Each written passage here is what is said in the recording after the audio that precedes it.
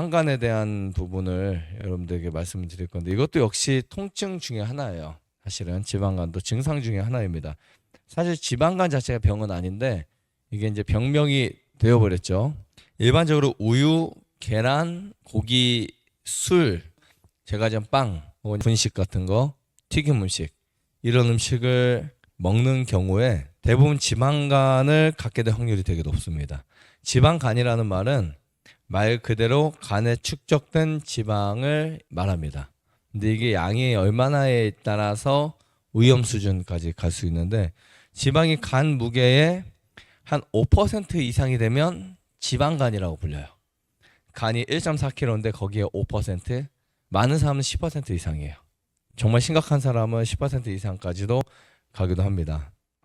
이제 우리가 먹고 살기 편해지고 또 마음 먹으면 아무거나 먹을 수 있잖아요. 편의점도 근처에 있고 주문하면 다 배달해서 먹을 수 있고 하다 보니까 대사증후군의 유병률이 높아지면서 지방간 환자가 정말 많아졌어요. 그리고 혹은 내가 지방간 환자인지 모르지만 나도 지방간일 수가 있어요.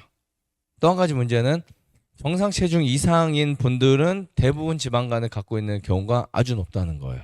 여성분들, 남성분들 없이 다. 심지어 어린아이들, 초등학생들, 중학생들도 지방간을 갖는 경우가 되게 많습니다. 성인 3명 중 1명이 지방간을 앓고 있다고 해서 이 지방간을 국민질환이라고 표현하고 있어요. 엄청 많죠. 나는 지방간이 아닌 것 같았는데 검사해보면 지방간의 확률이 되게 높거든요. 그런 분들이 엄청 많고요. 지방간염이 있어요. 지방간염, 지방간이 생기면서 염증이 생기는 경우. 지방간염 환자 중 10%는 간경화, 들어보셨죠? 간경변, 간이 굳어지는 거 그렇게 바뀝니다. 그래서 굉장히 무서워야 될 부분 중에 하나예요. 간경변이 또 역시 한 10년 그대로 가면 또 암이 될 수 있으니까 되게 무섭죠. 사실 우리가 단순하게 생각하고 아무것도 아니라고 생각했던 음식들이 우리 몸에 특히 간에 지방을 쌓이게 만들고 그것이 지속적으로 가다가 한 10명 중에 1명 이상이 지방간이 되고 그 사람들이 한 5년, 10년 가면 간암이 되는 거. 간암 이렇게 심각해지는 부분이라고 볼 수 있습니다. 결국 우리가 먹는 음식에 따라서 간암이 될 확률이 되게 높아진다라고 볼 수 있는데요. 이 다양한 원인에 의해서 발생이 돼요. 술로 인해서 발생되는 이 지방간을 보통 알코올성 지방간 들어보셨죠? 알코올성 지방간. 술에 의하지 않은 것을 비알코올성 지방간이라고 합니다. 보통 알코올성 지방간은 술 마시는 사람들 대부분 있어요. 많이 마시는 분들은. 비알코올성 지방간은 고지혈증, 비만은 정상 체중 이상을 다 말해요. 비만, 당뇨, 대사증후군이 원인입니다. 지방간 증상을 보면 대부분 이제 여러분들 등에 나타날 수도 있어요. 근데 몸이 마른 분들도 꽤 많아요. 생각보다. 정상 체중 이하인 분들도 지방 대사가 좋지 않은 분들이 운동 잘 안 하거나 음식 소화를 잘 못 시키거나 하는 분들 보면 지방간이 있는 경우가 아주 흔합니다. 자, 증상을 보면 대부분 무증상이긴 하지만 피로감이 가장 많아요. 피로감, 권태감을 자주 느껴요. 그 다음에 우측 상복부 통증이 있어요. 피부가 잘 가려워요. 그리고 복부 평만증이 잘 생겨요. 메스꺼움 현상 많이 있어요. 식욕이 부진해요. 아침 되면 밥맛이 별로 없어요. 그 다음에 가스가 잘 차요. 배가 더부룩하거나 혹은 하지 부종이 생길 수 있고 여성 같은 경우는 생리불순이 생겨요. 남성 같은 경우는 성기능장애, 발기부전 이런 것들이 생길 수가 있습니다. 근데 신기한 거 아세요? 병원에 가면 지방간이 약이 없어요. 실제로 지방간 자체는 지방간을 해결할 수 있는 진짜 약은 없습니다. 그래서 지방간에 한번 걸리면 쉽게 나아요, 안 나아요? 주변 보면 평생 지방간을 갖고 사는 경우가 대부분이에요. 혈압약도 없어요. 사실은요. 혈압약이 없다는 말은 혈압약을 우리가 먹긴 하지만 혈압약을 먹어서 고쳐지는 건 아니거든요. 혈압약 내가 일주일 먹었다고 고쳐지나요? 아니면 평생 먹어야 되나요? 계속 먹어야 돼요. 그럼 약이라고 보기에는 약간 좀 애매하죠. 애매하긴 한데 아무튼 지방간도 마찬가지입니다. 지방간을 일주일 먹고 한 달 먹어서 해결해 줄 수 있는 약이 없고 혈압약을 한 달 먹고 2달 먹어서 해결해 줄 약이 없어요. 혈압약을 먹다 중단하면 또 혈압이 올라요. 이런 문제들이 있습니다. 그래서 우리는 이것을 어떻게 개선해야 될까? 이 부분을 그냥 알코올성 지방간 환자는 되게 간단해요. 술만 끊으면 무조건 해결됩니다. 너무 쉽죠. 만약에 내가 술 먹어서 지방간이 생겼어. 그러면 술만 딱 끊으면 돼요. 근데 비알코올성 지방간은 여러 가지 해야 될 것이 정말 많습니다. 첫 번째, 식이요법은 반드시 필요해요. 그러니까 식이요법 하지 않고 지방간이 낫는 경우가 아예 없습니다. 절대적인 거예요. 채소, 과일, 곡물 식사 중심으로 하셔야 되고요. 가장 중요한 게 칼로리를 제한시켜야 돼요. 보통 보면 칼로리가 많은 음식이 어떤 것들이 있어요. 뭐 과자류, 이제 그 초코파이 이런 것들. 배는 많이 안 부른데 칼로리가 높은 것들, 이런 거 정말 위험한 음식들이에요. 여러분들이 무조건 피하셔야 되는 게, 우리가 양은 적은데 조금 한 주먹밖에 안 먹었는데 칼로리는 300칼로리, 400칼로리 이런 거 있죠. 그런 거 진짜 조심해야 될 음식 중에 하나입니다. 근데 우리가 채식을 하다 보면 양도 많고 칼로리는 적어요. 그런 게 좋아요, 안 좋아요? 그런 게 좋은 거예요. 그러니까 예를 들면 내가 바나나를 먹었다, 아니면 내가 뭔가 상추를 먹었다. 근데 풍성하게 먹는데 배는 부르는데 칼로리는 적어요. 이런 음식이 사실은 좋은 음식이에요. 근데 만약에 내가 튀김 음식 먹고 새우깡 한 봉지 다 먹어도 배 불러요, 안 불러요? 사실은 안 부르잖아요. 네, 그런 거 먹는데 칼로리 뭐 밥 한 공기 먹은 칼로리가 나와요. 그러니까 아이들에게도 위험하지만 어른들도 위험하다, 이렇게 보시면 될 것 같습니다. 특히 칼로리가 높은 것 중에 하나가 또 탄산음료, 인스턴트 패스트푸드, 튀김 음식, 기름진 음식들, 이런 거 되게 위험하고요. 그 다음에 설탕, 밀가루도 굉장히 좋지 않습니다.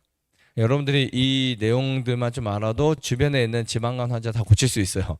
다 낫게 할 수 있습니다. 정말 간단하게 해결해 줄 수 있는 부분 중에 하나고요. 두 번째 중요한 것은 운동, 체중 관리입니다. 보통 저는 항상 이렇게 생각해요. 지방간이 있는 분들에게 체중 관리만 하면 낫는다, 이제 기본적으로. 근데 보통 3%에서 5%의 체지방만 줄어도 지방간이 다 해결될 수 있어요. 그러니까 사실은 체지방이 문제인 거예요. 체지방. 근육을 늘리셔야 돼요. 체지방은 줄이시고, 그러려면 활동을 많이 하셔야 되겠죠. 체중은 똑같은데 말라 보여, 이게 좋은 거예요. 사실은요. 체중은 똑같은데 뚱뚱해 보여, 이거 안 좋은 겁니다. 체지방이 많은 거 되게 안 좋고요. 그다음에 3kg만 늘어도 보통 지방간이 발병하는 케이스가 흔해요. 정상 체중이 키에 110을 이제 빼잖아요. 그러면 몸무게 170인데 63kg, 60kg 이 정도가 되면 정상이에요. 근데 키가 170인데 70kg, 키가 180인데 90kg, 80kg 이렇게 나간다. 그러면 이제 지방간이 있을 확률이 되게 높아져요. 거의 대부분이라고 보실 수도 있습니다. 그래서 유산소 운동이 필수예요. 최소 하루 30분, 주 3회 이상, 아시겠죠? 이거는 그냥 기본으로 공식입니다. 운동을 할 때 우리가 꼭 알아야 될 것 중에 하나는 한 번 할 때 30분 이상 하는 게 중요하고요. 그 다음 주 3회 이상을 하는 게 중요해요. 3에서 5회 정도. 무조건 이 정도는 운동을 해주셔야 내 몸을 관리할 수 있어요. 그리고 만보를 걷는 것도 중요하지만 빠르게 걷는 게 더 중요하다. 저번에도 말씀드렸죠. 빠른 걸음 굉장히 중요해요. 그 다음에 가장 이상적인 것은 최대주 6회까지 해주시는 게 좋아요. 그리고 그 중에 10분, 20분은 무조건 숨이 차도록 하셔야 돼요. 그래야 대사가 굉장히 활성도가 많이 생기면서 지방이 태워질 수 있고요. 그 다음에 이 지방이 줄어들 수 있습니다. 그리고 너무 갑작스럽게 체중을 감소하는 것도 위험해요. 그래서 악성 다이어트, 극단적 다이어트 이런 거 많이 하잖아요.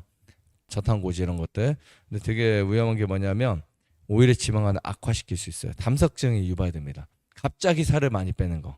그러니까 여러분 그냥 빠지는 건 어쩔 수 없지만 빼는 거 있죠. 갑자기 한 20일 굶어서 빼거나 아니면 너무 운동을 하루에 5시간씩 빼거나 이런 것들 오히려 위험할 수 있어요. 이런 거 주의하시는 게 좋고요.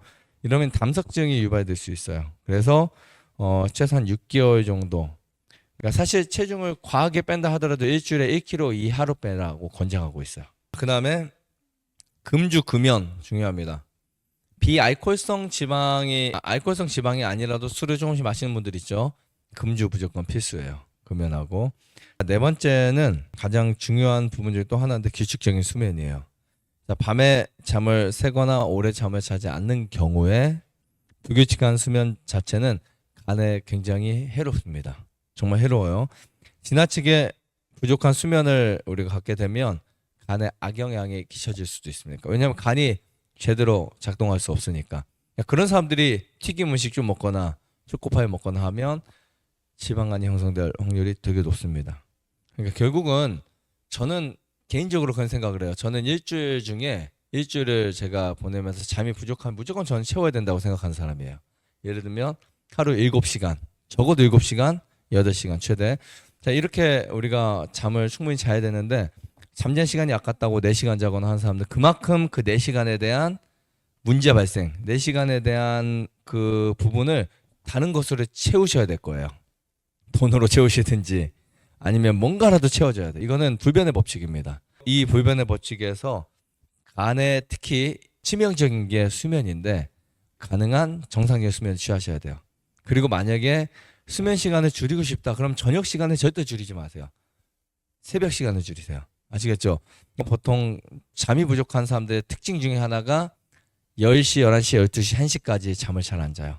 이 시간대 한 4시간만 자도 4시부터 6시간 자는 것보다 훨씬 좋아요. 아시겠죠? 그러니까 이게 사실은 복식잠이라고 해요. 복식잠이 뭐냐면 멜라토닌이 가장 많이 분비되는 시간이 10시, 11시, 12시, 1시예요. 이 시간에 4시간 자고 1시간만 더 자주면 충분할 수 있는 사람들이 1시부터 7시간, 6시간 자는 것보다 먼저 자는 게 훨씬 좋습니다. 우리가 훨씬 더 시간을 효율적으로 쓸 수 있는 방법이죠. 그러니까 저는 예전부터 그런 이야기를 많이 해왔어요. 우리가 뭔가 중요한 일이 있거나 업무가 있다면 저녁보다는 새벽에 하는 게 낫다. 내 몸에 훨씬 더 유익하다라고 볼 수 있습니다. 개인마다 필요한 수면의 양이 다를 수 있어요. 어떤 사람은 6시간 될 수도 있고 7시간 될 수 있는, 착각하는 게 뭐냐면 4시간 수면 주기로 맞춰놓은 사람들은 4시간만 자도 나중에는 괜찮거든요. 그러니까 우리 몸이 그것에 적응하는 것 뿐이었어요. 절대 괜찮은 게 아니에요. 4시간 자면 괜찮은 사람이 있고 하루에 3시간씩 10년 동안 잔 사람들도 있어요. 하지만 반드시 그 대가는 치러질 수 있다. 예를 들면 잠자는 시간이 너무 아까워, 8시간 너무 아까워서 이걸 쪼개서 내가 그 시간을 잠자는 시간까지 아껴서 하자 했는데 뭐가 줄까요? 수명이 주는 거예요. 100세까지 살 사람이 10세까지 30년을 줄여버리는 거예요. 아까워요, 안 아까워요? 너무 아깝잖아요. 저 같으면 차라리 잠잘 때 실컷 자고 수명을 늘리는 게 훨씬 낫지 않을까? 맞죠? 수명을 늘리고 건강을 늘리고. 여러분들이 잠자는 시간을 아낄수록 문제가 많아요. 어린 시절에 잠자는 시간을 아끼면 키가 안 큰다.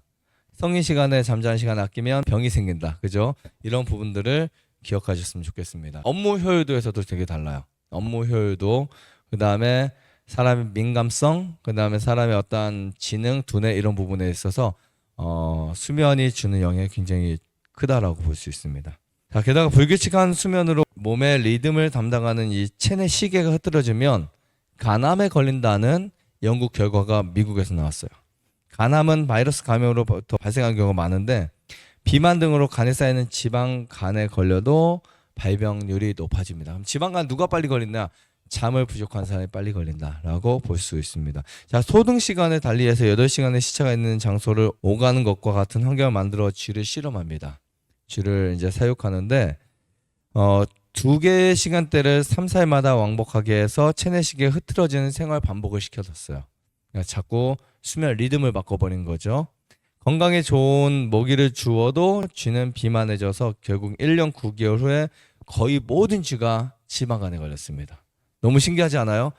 반면 그냥 잠자는 시간 한 9시간, 6시간, 7시간 그냥 규칙적인 시간에 수면을 하게 한 쥐들은 단 한 마리도 간경화, 간암, 지방간 걸리지 않았습니다. 너무 신기하죠? 똑같은 조건에서 잠 하나만 바꿨는데 1년 9개월 안에 그 모든 쥐들이 다 지방간에 걸리고 병이 생겼지만 올바른 수면을 취한 쥐들은 병에 안 걸렸다. 이렇게 보실 수 있습니다. 좋아요, 구독, 안내자전 눌러주세요.